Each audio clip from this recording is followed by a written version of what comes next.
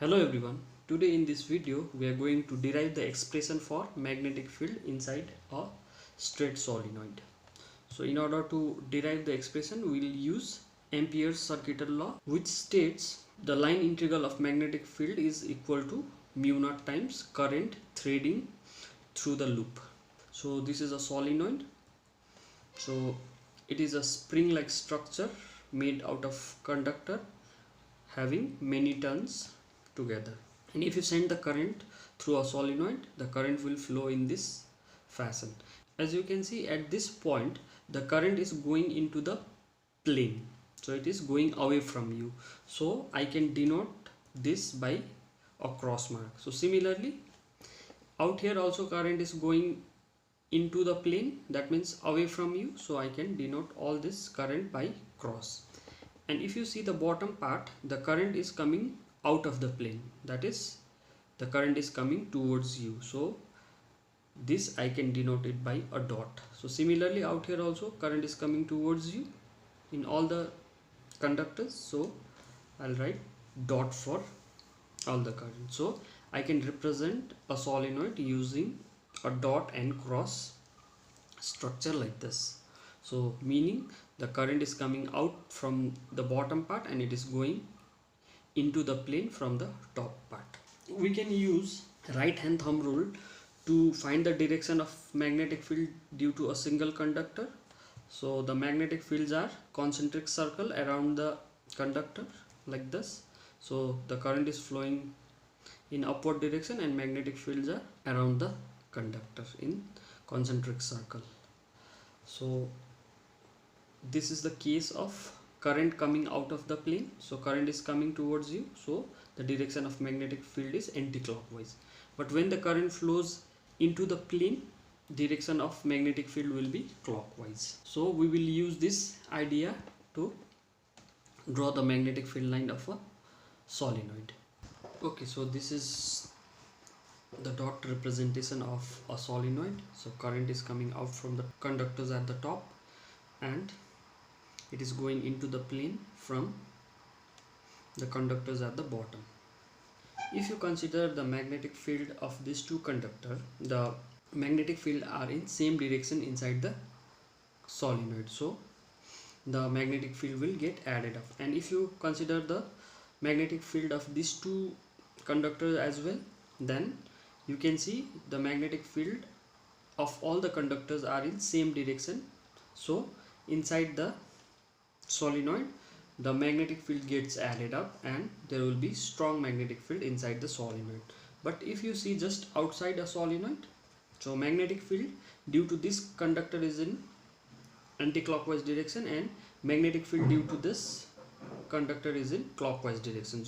So just outside the solenoid the magnetic fields are in opposite direction, so they will cancel each other, so there will be no magnetic field outside the solenoid. So as you can see out here, inside the magnetic field due to each conductor will get added up and there will be strong magnetic field inside, and the magnetic field lines are parallel, which indicates the uniform magnetic field. The value of magnetic field is equal in all the points inside the solenoid, but outside there will be no magnetic field.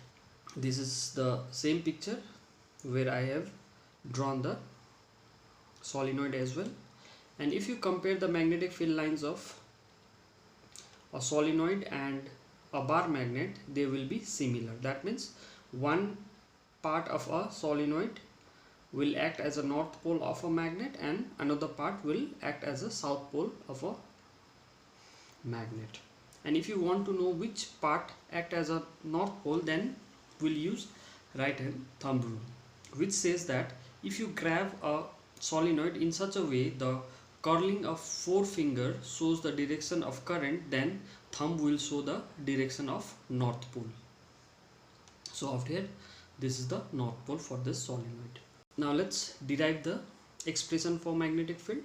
So this is our solenoid and the current is flowing from the conductors at the top and it is going into the plane from the conductors at the bottom.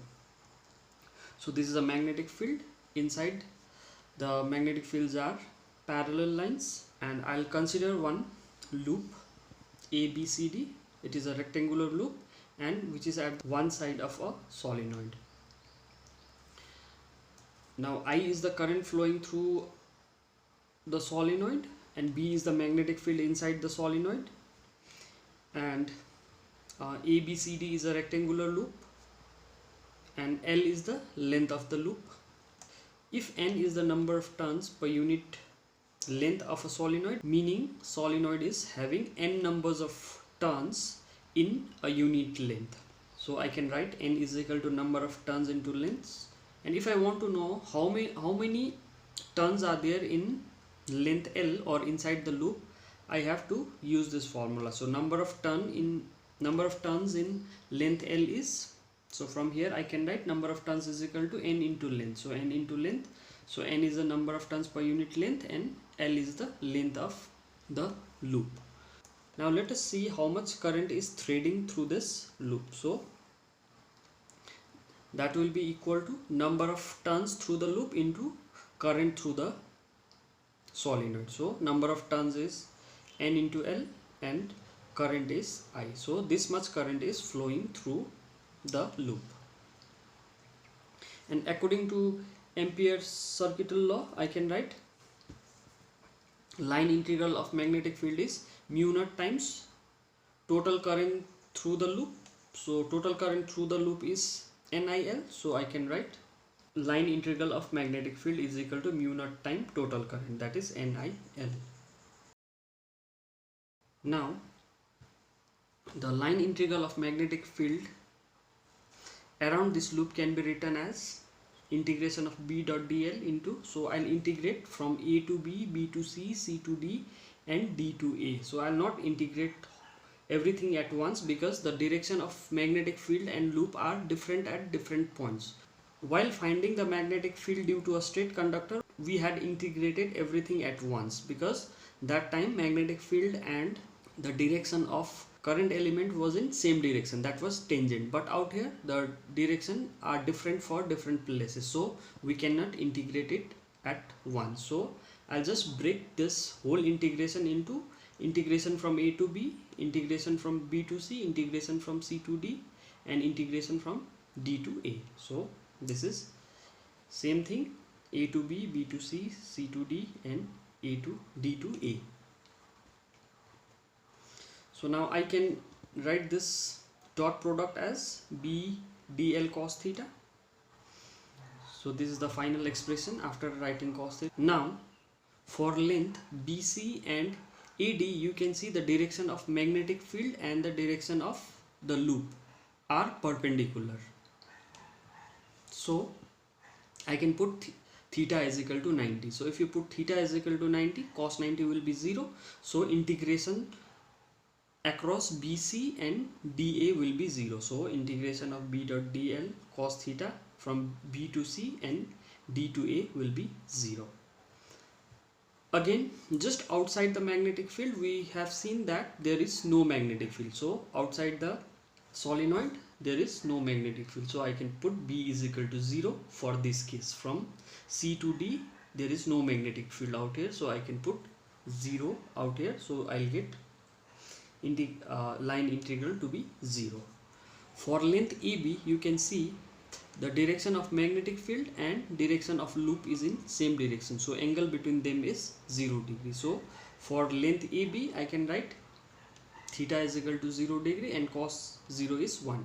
So integration, line integration from A to B is integration B dl cos theta is 1. So if I put the value, and B is a constant, so I'll take out B out here, so I'm left with B integration of dl. So integration of dl, if you integrate from here to here, you will get the total length of the loop, so that is L.